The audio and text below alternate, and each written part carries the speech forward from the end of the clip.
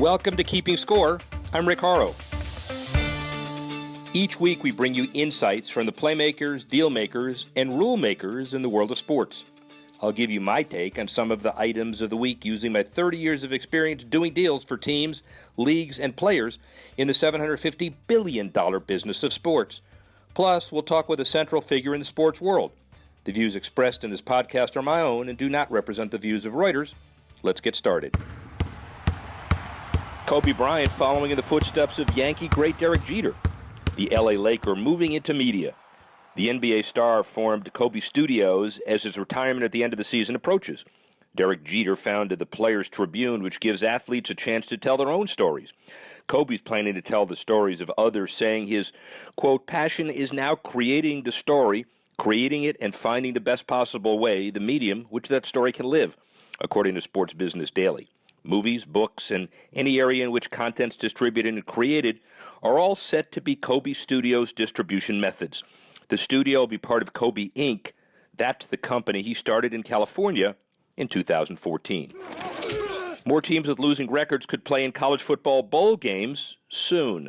Last season, 3 sub-500 teams made it to the postseason, and with 40 bowls again for 2016, it could happen all over again. There may not be enough teams with winning records to go around. Now, 4 more cities expressed an interest in hosting bowl games, according to USA Today. We'll likely see some sort of discussion by the NCAA Football Oversight Committee for participation by teams under 500 and sent to the NCAA D1 Council for approval. But even if any of the 4 cities receives approval to host a bowl game, they likely wouldn't host it until a couple of years from now. Big money, big economic impact means more cities asking for more bowls. The San Diego Chargers still determined to find a new San Diego home. The team has the option to join the Rams in Los Angeles, but the Chargers recently announced plans to pursue construction of a stadium and convention center complex in downtown San Diego. The move would sidestep a proposal by Mayor Kevin Faulconer to replace their current Qualcomm Stadium home in Mission Valley. According to the San Diego Union Tribune, the team intends to put its project before voters in November. If the Chargers were to move downtown, the 166-acre Qualcomm site could be repurposed and used by San Diego State and UC San Diego, along with the Riverfront Park. The city's mayor continues to insist that a Mission Valley Stadium would be completed quicker and would not raise taxes. Despite the downtown bid set to face an onset of political and financial hurdles, Spanos and his crew judged the quest as worthwhile. Now, evaluating the success of ad campaigns around major events like the Super Bowl, my conversation with Taco Bell Chief Marketing Officer, Marissa Thalberg. Tell us a little bit about the demographic space. Your job is basically Chief Marketing Officer with a brand orientation, and what you try to accomplish with any campaign. Then we'll get into the Quesalupa Super Bowl ad campaign after that. Yeah, well, so as Chief Marketing Officer of Taco Bell, I think our goal is to appeal very broadly, because as much as we think of ourselves as being in a category of one, we are on a practical level part of quick service restaurants, and there is a mass appeal to them and mass distribution. At the same time, when we think about a target, it's a lot more of a psychographic for us than necessarily a pure demographic. And in that sense, there's just a wonderful, youthful spirit to this brand that I think we very much look to for inspiration and embrace in all of our marketing. Is the Chihuahua your idea? The Chihuahua is long gone, before me. See, but the idea of that resonating with an old dude, that's probably a good thing, although I suspect I'm not in your demographic sweet spot. Tell us kind of what the expectations were around the Quesalupa ad campaign around the Super Bowl, and did you meet those expectations? Yeah, well, I think one thing that's incredibly important to note is you see a lot of marketers who make it the strategy in and of itself is to be in the Super Bowl, and they and their agency partners spend the better part of a year saying, what are we going to do for the Super Bowl?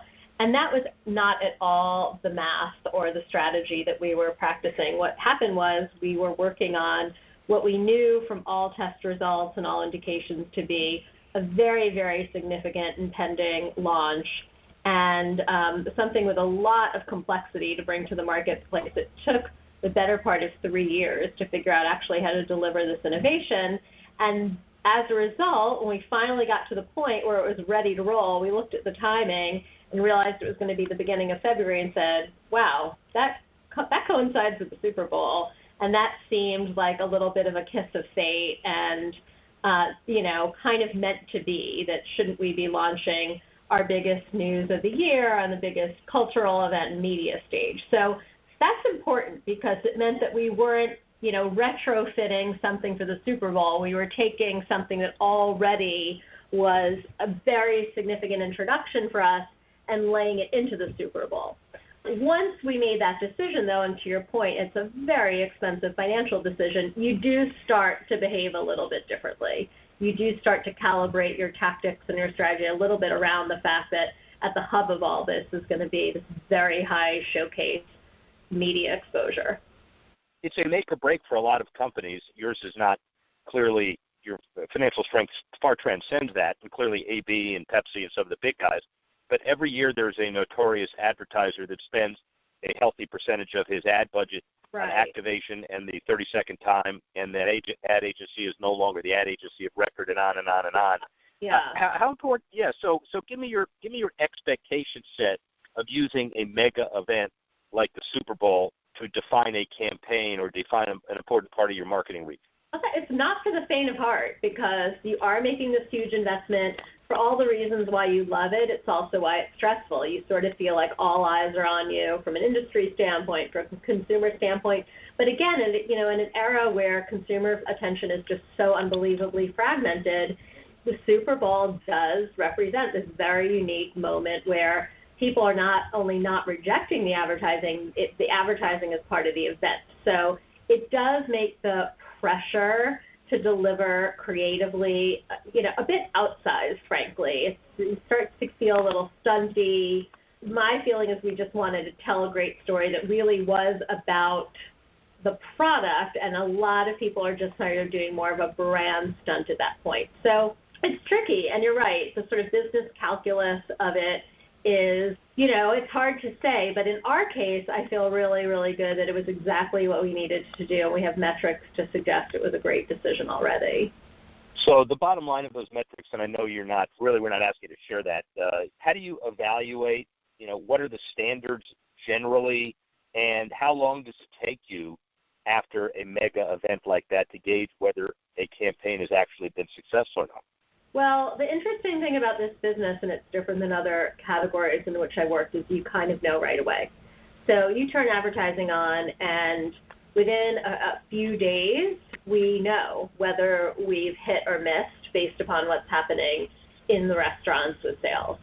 And we've got an incredibly forecasting team that's been doing this for a long time. So I feel like I'm operating with more business intelligence in that regard than I've ever had. But, in this case, you're looking at a few different things. So you're looking at business performance, and then you're also trying to understand how much of that is because you did a good job in creating the right kind of advertising. So, I'll share a few things that are data points. Like we knew 2 days out that we had achieved ad awareness with strong purchase intent that was as good or better than what we would see on a good campaign 10 days out. So that's where you start to realize that the scale and reach and the impact that we had in Super Bowl really got this thing off to a strong start. So come Monday afternoon, Tuesday morning, you're feeling pretty good, unlike the Carolina Panthers.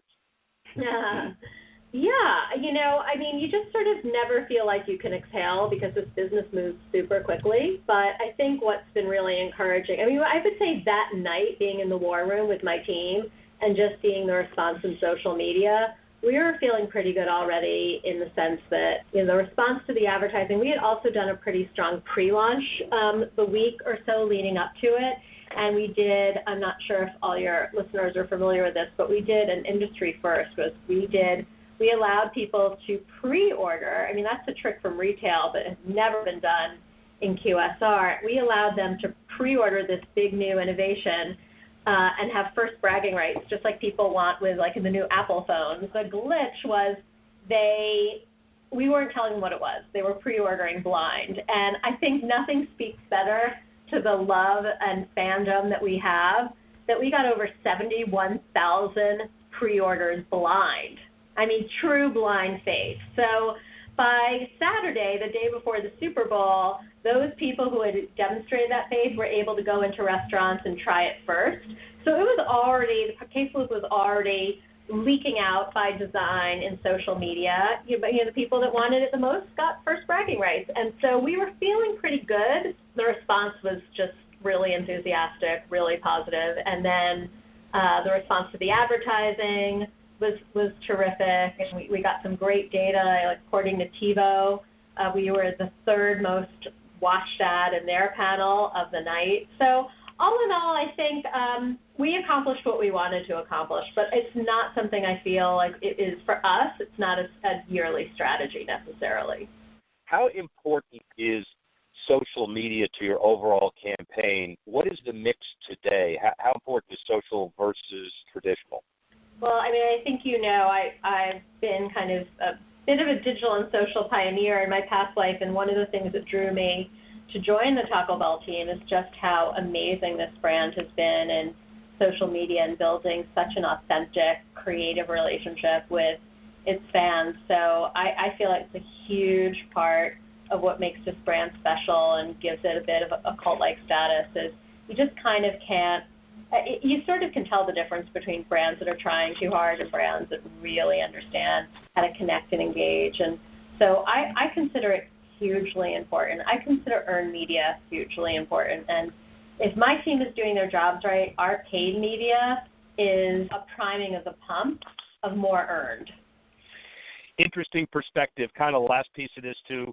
You obviously don't stop at Super Bowl. You don't have to reveal long-term plans, but you are an incredibly diverse company, and I assume the marketing techniques that you employ and the demographics you reach transcend one Super Bowl mega event, and they touch a whole bunch of other things that you guys do on a regular basis, right?